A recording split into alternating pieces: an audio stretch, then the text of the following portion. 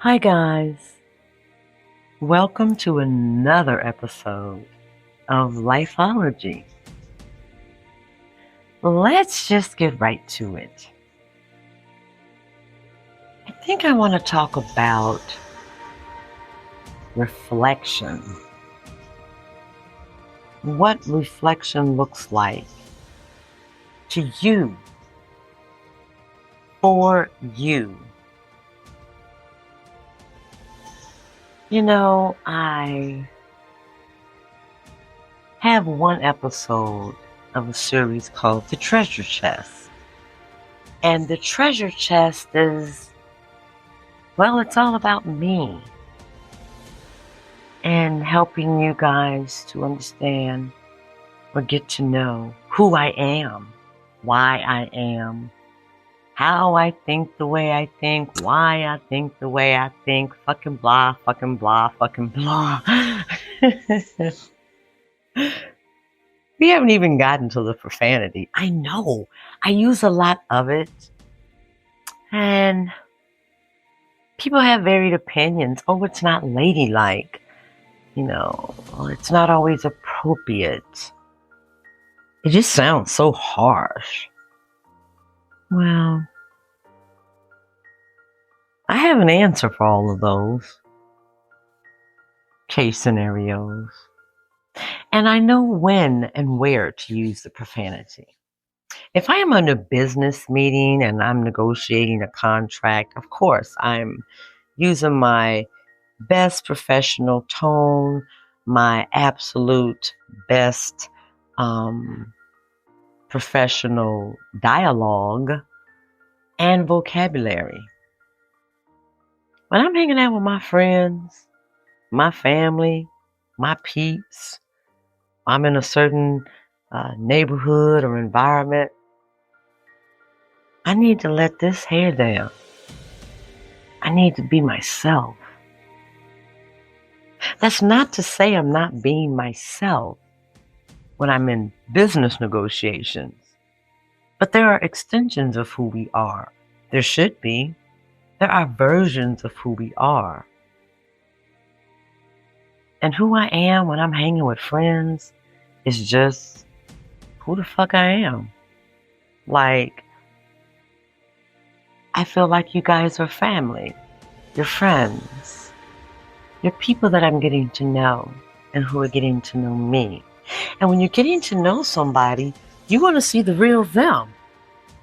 You want to know who they really are. You want to see the real them. I do.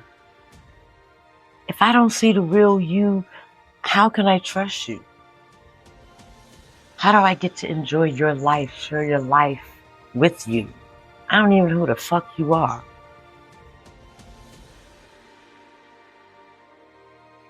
I do a lot of reflecting.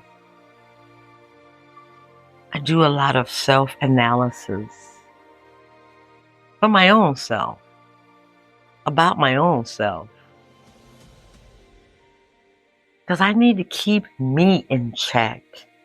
I need to make sure that I'm being the best version of myself for so many reasons. For my family, for my friends, mostly, of course, for myself. I have to be the best version of Yvonne for Yvonne.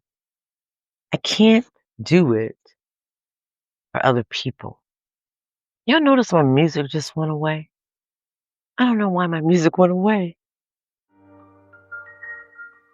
Well, there we go. It adds a certain ambiance. But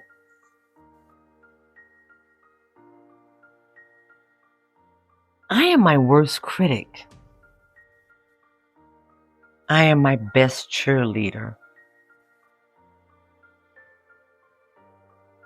Other people don't have to reprimand me. I self-inflict. Oh boy, let me be careful. Let me rephrase that. Emotionally, I self-inflict. My self-infliction is through reflection. It's through observing who I am and how to fix problems and how to tweak things about me. People who self-inflict for real, on a whole different level, it's pain. They self-inflict pain upon themselves. Man, I'm scared as hell of needles. When I go to the doctor, as big and grown as I am, I need nurses to talk to me, hold my hand, squeeze my hand, divert my attention. So I ain't self-inflicting shit over here. You understand? So let me correct that. I emotionally correct my actions. And then I see what I need to do on the physical realm to correct my actions. Yeah, I don't self-inflict in a physical way. But I was talking with one of my sisters earlier in the week. I'm not even sure how we got on the subject, but I said to her, I said, so many people misunderstand me. So many people don't know who I am. They don't see me still. And she said, well, what are you talking about? And I said to her, I said, this is what I think people see when they see me. I think they see someone that is arrogant. I think they see someone who is self-focused. I think they see someone who is brash. They see someone who is overly blunt. I don't think they see me as serious or as mature. They see me with actions that they don't think are becoming of perhaps a woman of my age, a woman of my caliber, my education, my life experiences, my career choices, all of that. They see me as aloof. Some of them might even somehow see me as some promiscuous woman. Thing is, I'm not any of those things. I'm none of those things. But that's the way I feel that perhaps people see me. And the way I define me, when I reflect, I see myself as bold. I see myself as somewhat fearless. I do see myself as aggressive and assertive because I'm passionate about my causes. I'm passionate about my purpose. I'm passionate about the people in my life. I see myself as sincere. I see myself as a mature woman who refuses to get old emotionally, who refuses to think that my life has to stop because I am a certain age, who feels that she doesn't have to follow the rules that society dictates. You're supposed to act this way when you're 40. Oh, you should be acting like this at 50. By the time you hit 60, this is what you need to be doing. Man, fuck all of that. I feel like I should be living life at every age, at every stage. I should be grasping life and enjoying it at the level I am able to enjoy it. at that age. My level may not look like yours. My level might look like I want to go skydiving at 70. There might be someone saying she's too old for that. She needs to sit her ass down. What she look like jumping out of goddamn planes at 70? What? I look like somebody that's having fun. I look like somebody who's enjoying life. I look like somebody who's not afraid to continue to experiment. That's not afraid to continue to evolve. That's what I am. That's what I am. I think that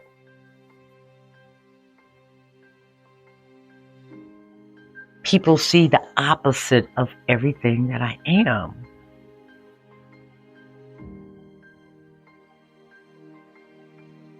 And then after I reflect upon it so much, I say, well, you know, Yvonne, that's because those people don't have your grit. They don't have your adventure. They don't have your zest for life. They don't have your positive outlook. They're still thinking about what others are going to think about them. They're still worried about, oh my gosh, what are they going to say if they see you do that? Don't give a damn what they say. Who the hell is they anyway? I was like, who is they? There's me. They don't live in this body. They don't encompass this shell. They don't share a spirit with me. They don't share a mind with me, a heart, a soul. The fuck is they?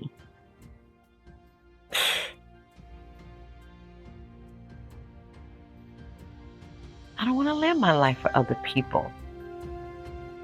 I want to live my life for me, for my family. I want to live my life for people that embrace me where I'm at, right here.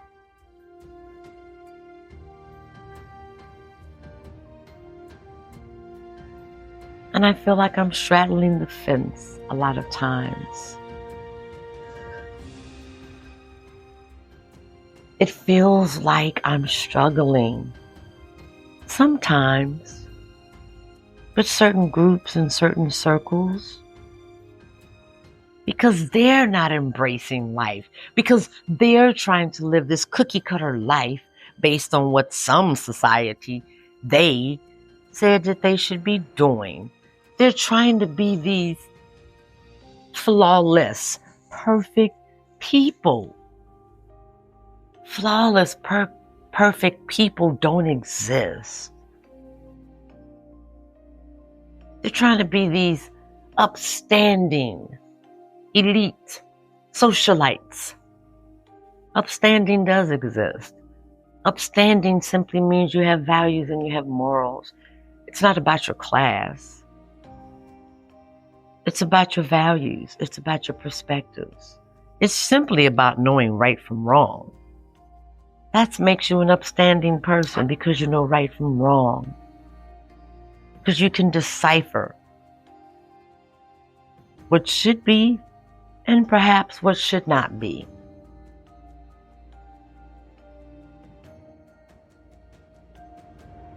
But if you're out there and you're having fun, you're living your life,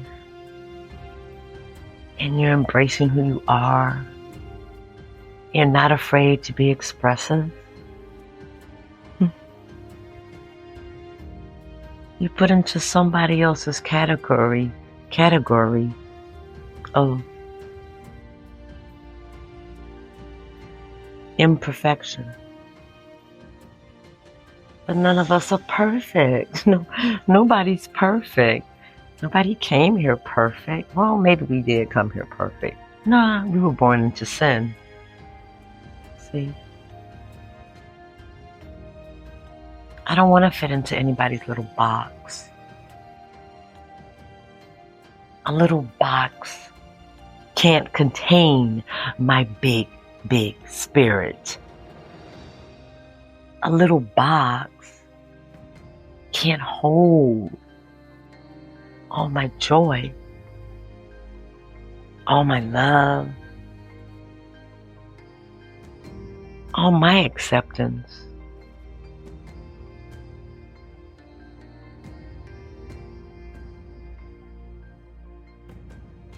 I am a giver, emotionally and spiritually. I've never received half of what I give. I might not ever receive half of what I give.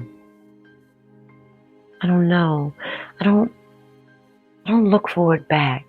Not immediately, I suppose. I don't give because I want something. It just happens instinctually. It just happens. And it's not until I reflect. It's not until later. It's not until I get into my quiet moments I realize, wow, you did this, and this. But you don't get this, and this.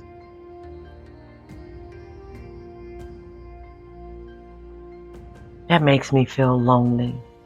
That makes me feel unappreciated. It makes me feel unaccepted. But because I am such a bold bitch, I really don't care. I sit in that moment of reflection and I do what I do and I think how I think and I feel how I feel. And I continue to make the decision to live through it, to love through it, to embrace through it. Yeah.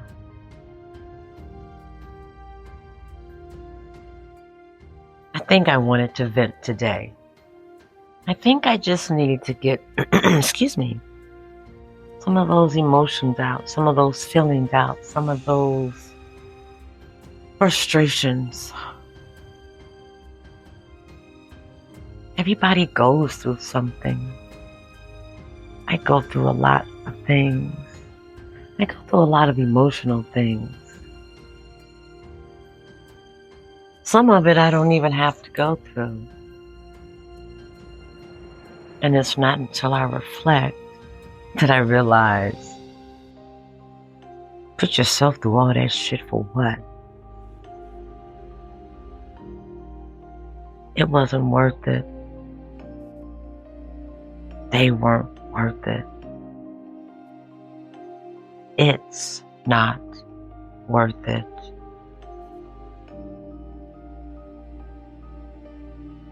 Yeah. What do you reflect on? Do you?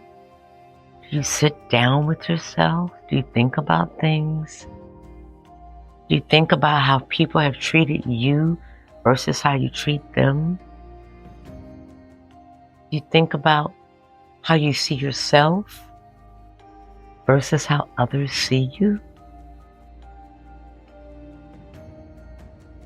How do you reflect?